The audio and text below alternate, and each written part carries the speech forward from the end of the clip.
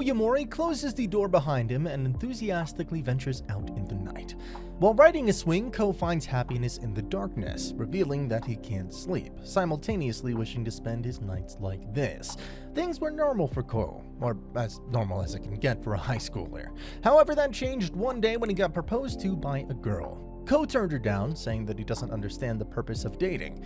After that, he couldn't be bothered with anything and grew to become an insomniac. Ko comes across a vending machine. His online friend suggests him to try booze. With anxious hands, Ko presses the button and a beer comes rolling out. His crime is noticed by a hooded woman, who immediately calls him out. Ko, now frightened, bows down in guilt immediately. The woman assures him and says something that catches Ko's attention. She knows that he can't sleep. The mysterious woman tells Ko that there's only one reason that keeps people up at night. It's because they're dissatisfied with how they spend their day. Ko looks at the girl in surprise. And shit just got real for our protagonist. After a long stroll, the woman asks Ko to follow her to her place. While this is the moment where Ko should run in the opposite direction, he decides to follow her to her apartment. I guess they're not teaching stranger danger in school anymore. Ko finds himself in the oddly empty apartment with a futon sprawled out. The woman coaxes Ko to sleep with her and guarantees that he'll be refreshed by morning.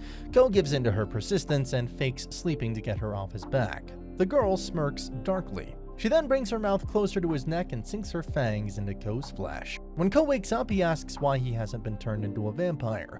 The woman discloses that in order to become a vampire, he must be bitten by someone he loves. After getting a taste of the nightlife, Ko declares that he'll fall in love with her. The woman blushes and says that she won't do anything except for sucking blood like the vampire she is. She then introduces herself as Nazuna Nanakusa. Ko sneaks out again and meets up with Nazuna, who reveals that for vampires, sucking blood is like eating and copulating. Ko asks her what she wants. Nazuna states that she wants another taste of his blood. Without thinking much of it, Ko pulls his shirt down and asks her to go ahead. Ko's nonchalant response makes Nazuna a blushing mess. While following Nazuna, Ko makes it his life mission to fall in love with her. The next night, Ko tries to search for Nazuna. As he wanders around, he finds himself mesmerized by the nightlife. Nazuna flies down and greets Ko. She reveals that she went to suck some random human. Ko jokingly calls her a slag, and the two banter around until Ko asks her for her phone number. Nazuna tells him that she doesn't own a phone. This, of course, freaks the 14-year-old out. Back at Nazuna's apartment, Ko turns to his side. He finds himself jealous while thinking about how Nazuna went to suck someone else's blood. While Nazuna asks him for a kind sip, Ko turns her down. She then reveals that she was looking for Ko, but was embarrassed to say so. As Nazuna dozes off beside him, Ko realizes that he wants to keep seeing Nazuna. The next night, Ko flashes a transceiver which will help them find each other. Nazuna wears the watch enthusiastically. She then gets the idea of using the transceiver in a game. Ko and Nazuna spend the night playing games together. Ko is greeted by a girl called Akira, who claims to be his friend. She shows him the transceiver and discloses that she never stopped wearing it after he left it on her mailbox. Ko travels back to his past and realizes that he had unintentionally put the receiver on Akira's mailbox. Not having the nerve to tell Akira the truth, Ko awkwardly brings himself to greet her. The two get to talking, and eventually Ko starts hanging out with Akira before she leaves for school. As per usual, Ko sits in the park with Akira by his side. He yells in horror when he sees Nazuna lurking behind a tree. Nazuna comes out and begins teasing Ko in front of Akira. She then sinks her fangs inside of a protesting Ko's neck. This surprises Akira. The trio go to a nearby diner, where Akira asks Ko if Nazuna is the reason why he stopped coming to school. Ko reveals to her that he just couldn't be bothered by school. Understanding the situation, Akira asks him to join her at school. When Nazuna sees Ko hesitating, she gets up and leaves. Ko uses the transceiver to apologize to her. Nazuna appears in front of him, and Ko tells her that he hesitated because he couldn't tell a human that he wishes to become a vampire. Nazuna makes up with Ko and leaves him with a kiss on the lips. After introspecting a lot, Ko comes to the conclusion that a kiss is only shared between two people in love.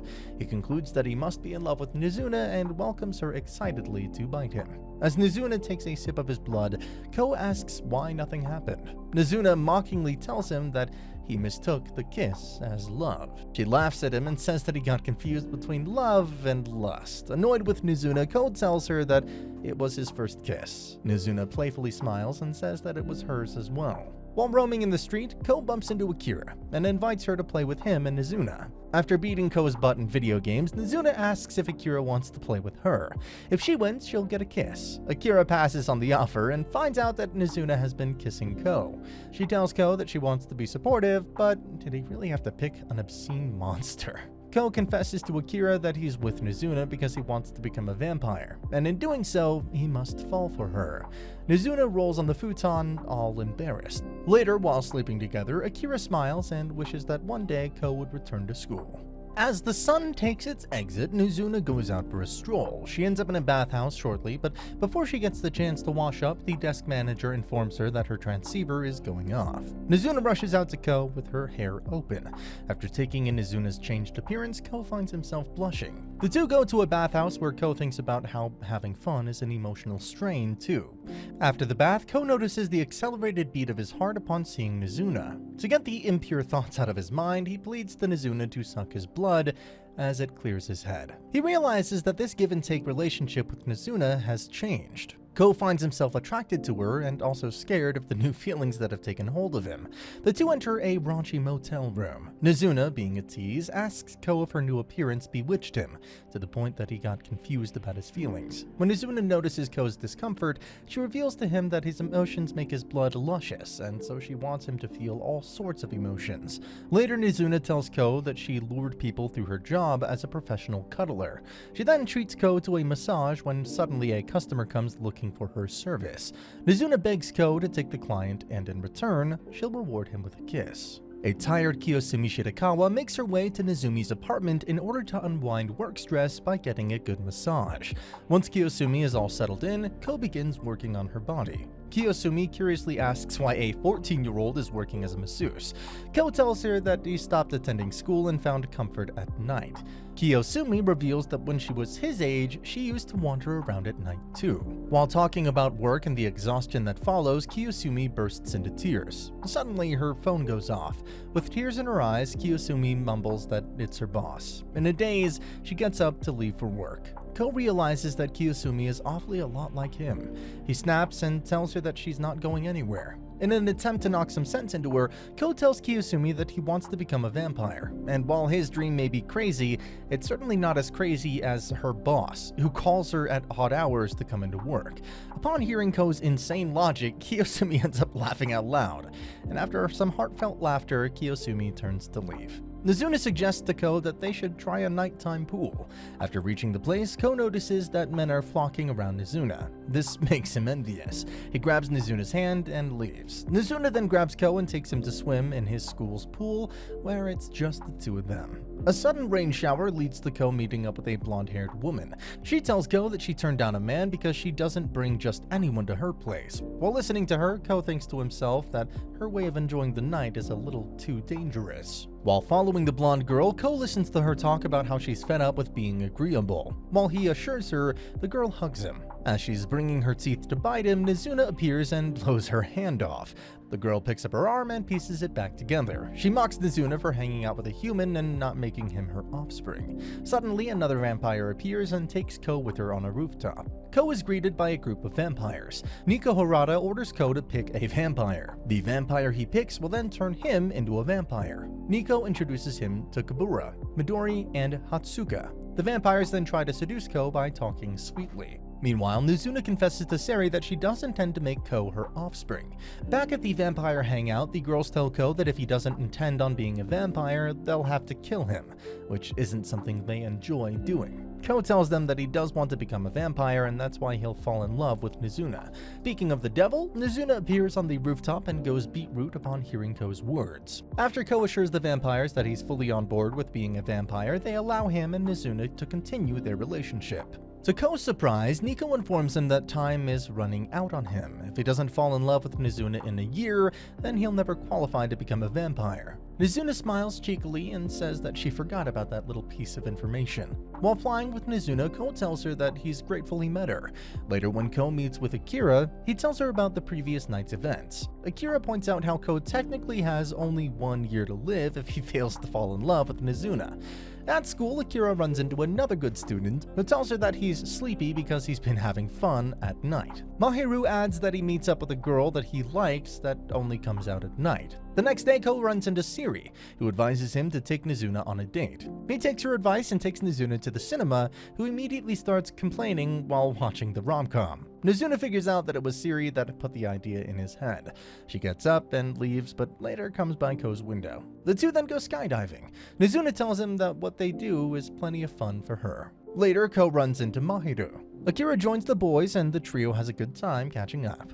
When Ko notices Siri's gloomy eyes, he offers to hang out with her. Upon Siri's suggestion, the two go to a karaoke club, where the vampire girl reveals that she's super popular. Suddenly, a boy knocks on their club door aggressively. He calls out to Siri, who tells a scared Ko that the boy has gotten obsessed with her. When Ko tells her to confront the boy, Siri nonchalantly tells him that he can just kill the human if it gets messy.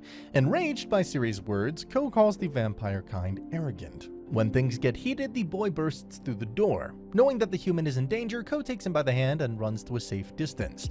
The boys get to talking, and Akihito tells Ko that it was pure luck that he stumbled upon Siri. Things escalated between them, and even though he knows Siri was just flirting with him, he got obsessed with her. All of a sudden, Siri shows up and lunges to attack Ko. Nazuna appears from above like Ko's personal guardian angel and grips Siri. When asked why she wants to kill Akihito, Siri shyly tells him that she loved being friends with Akihito, and knowing it wouldn't work, she decided to finish him. After letting go of Siri, Ko tells her to listen to her heart. Siri tearfully admits to Akihito that it was fun being his friend. Akihito then asks her to turn him into her offspring so they can continue their friendship.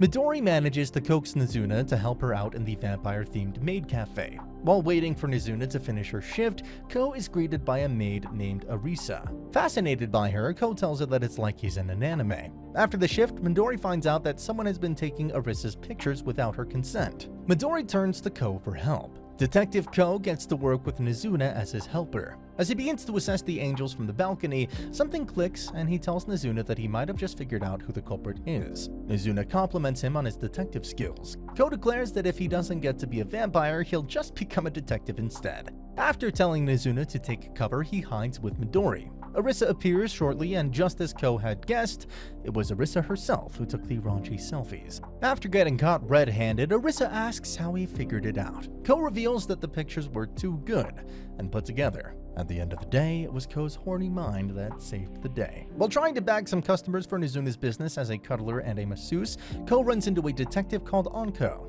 Anko reveals to him that she's searching for a boy called Akihito. Ko gets scared and hesitantly lies to Anko that he doesn't know who Akihito is. Anko thanks Ko and leaves. Later, Ko, Mahiru, and Akira enter their school to goof around. Upon Mahiru's insistence, they go to a classroom to check out an urban legend about a missing teacher. Their worst nightmares come true when they find the teacher in the middle of the room. In a mad frenzy, the teacher jumps on Akira, ready to devour her. Ko notices his pattern and realizes that he's a vampire. Anko appears in the hallway and allows the teacher to take blood from her. Anko pieces two and two together and tells the kids that the teacher resisted the urge to drink blood for 10 years, and today, well, it was his breaking point. The vampire cries while hugging Anko. She offers him salvation by placing a silver ring on his hand. When the sun comes up, the vampire turns to ashes.